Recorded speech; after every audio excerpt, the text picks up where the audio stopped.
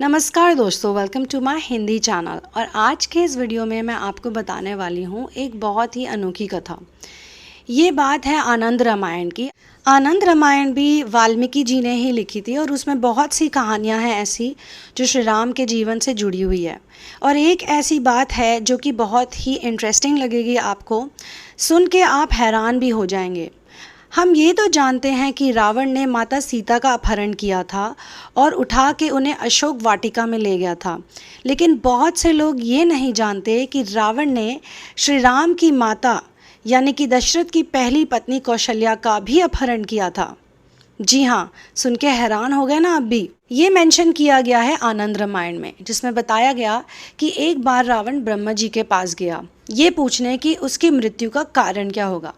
तो ब्रह्मा ने बता दिया कि दशरथ और कौशल्या के पुत्र राम ही तुम्हारी मृत्यु के कारण बनेंगे। क्योंकि सवाल मृत्यु के कारण के ऊपर था तो सिर्फ कारण ही बताया, लेकिन रावण तो एक राक्षस था, तो वो गुस्से में निकल पड़ा उस कारण को जड़ से ही मिटाने के लिए। मैंने अपने एक और वीडियो में भी ये बात बताई है कि रावण नॉट ओनली एक सीरियल रेपिस्ट था, लेकिन वो औरतों की बिल्कुल भी इज्जत नहीं करता था। वो एक तरह से औरत को अपनी प्रॉपर्टी ही समझता था। कैनिबल राक्षस तो वो था ही, लेकिन साथ में वो एक बहुत ही मगरूर, घमंडी और एरोगेंट किस्म का इंसान था। वैसे एरोगेंट और घमंडी एक ही होता है। अपनी एरोगेंस में वो कौशल्या माता के पास चला गया और उसने उन्हें उठा लिया, उनका अपहरण कर लिया और फिर एक संदूक में उन्हें डाल के समुद्र के बीच तक छोड़ दिया, यानी कि बीच समुद्र तक पहुंचा दिया। हो सकता है कि कौशल्या माता का कभी पता ही नहीं चलता। और ये सब उसने किया उनकी शादी से पहले। जब दशरथ उनसे शादी करने गए तो पता चला कि कौशल्या वहाँ पे है ही नहीं। लेकिन जाखो राखे साइयाँ मार सके ना कोई, तो नारद मुनि जो कि कहीं भी पहुँच सकते थे, वो एक सेलेस्टल सेज हैं, वो आज भी कहीं भी विचर सकते हैं। उनको पता चल गया था कि रावण ने कौशल्या माता के साथ क्या किया।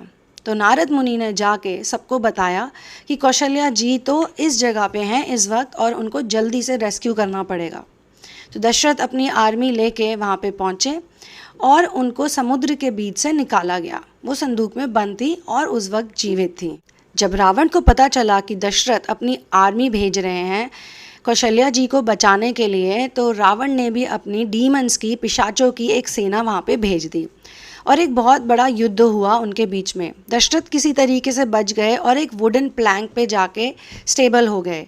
टाइटैनिक मूवी में जिस तरीके से रोज़ एक वुडन प्लैंक पे अपनी जान बचाती है, उसी तरीके से दशरथ ने भी अपनी जान वुडन प्लैंक पे जाके बचाई। और बाय चांस दशरथ उसी जगह पे पहुंच गए जहाँ पे कौशल्या माता बॉक्स में बंद थी, एक डिजर्टेड आइलैंड में जो कि समुद्र के बीचों बीच में था।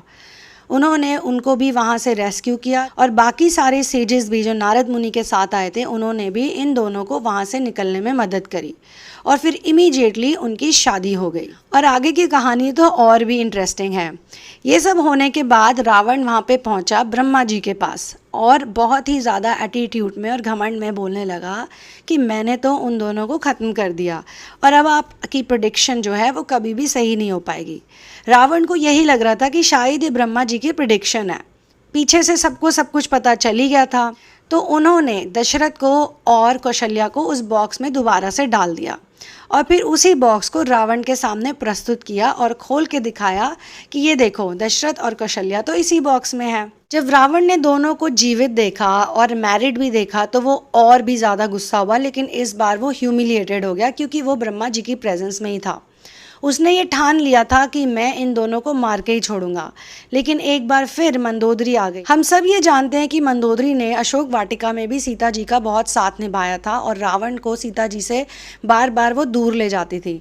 लेकिन यहाँ पर भी मंदोदरी ने रावण को रोका था और ये कहा था कि तुम ऐसा कुछ भी मत करो, तुम्हें कोई ज़रूरत नहीं है किसी को जाके मारने की। दशरथ और कौशल्या तो चले गए अयोध्या और फिर आगे जाके उन्होंने श्री राम को जन्म भी दिया। रावण ने भी मंदोदरी की बात मान ली और अपने आप को तपस्या में झोंक दिया। इसी घटना के बाद गुस्से में भरे रावण ने इंटेंस तपस्या करी। इस तपस्या के बाद ब्रह्मा जी से रावण ने बहुत सारे बूंस अर्जित कर लिए और वो इस अजम्पशन में रहने लगा कि अब तो वो अमर है, उसे तो कोई मार ही नहीं पाएगा। फिर वो अपने असली फॉर्म में आ गया, उसने और सिंस किए। पहले तो ये राक्षस तपस्या करते हैं, वो चीज़ें मांगते हैं जो इन्हें चाहिए, उसके बाद जब मिल जाती है तो ये अपना असली रूप दिखाते हैं। दोस्तों ये कहानी आनंद रामायण में मेंशन्ड है, लेकिन वाल्मीकि रामायण में नहीं है। लेकिन आज मैंने आपको इस चैनल के थ्रू ये कहानी बताई है। रावण अपनी एरोगेंस में ह्यूमंस को अपने से बहुत नीचे समझता था। उसको लगता था ह्यूमंस बहुत कमज़ोर हैं।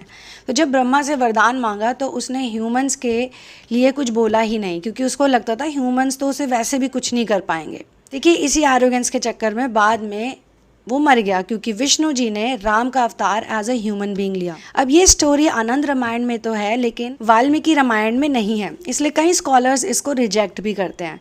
लेकिन आगे जाके इसी कहानी को लोगों ने सुनाया और शेयर किया, और आजकल भी जितने भी मॉडर्न रामायण रीडर्स हैं वो इस बारे में ज़रूर बात करते हैं कि किस तरीके से रावण ने तपस्या करके ये बूंज हासिल किए, जिसकी वजह से उसको ये लगा कि वो इंसानों को हरा सकता है, या फिर इंसान तो उसके रेडार में कहीं थे ही नहीं। दोस्तों आप मेरे कंटेंट को कंट्रीब्यूट कर सकते हैं। For Indians this is the scan, और अगर आप किसी और कंट्री से हैं तो आप पेपैल यूज़ कर सकते हैं। आप पेट्रियन ज्वाइन करके मेरे मंथ ऑन मंथ सपोर्टर भी बन सकते हैं। मुझे भी खुशी होगी, मैं ऐसी और भी कहानियाँ आपके आगे प्रस्तुत करती रहूँगी। तो दोस्तों मिलती हूँ मैं आपसे अगले वीडियो में। One love, peace out and victory to Ram.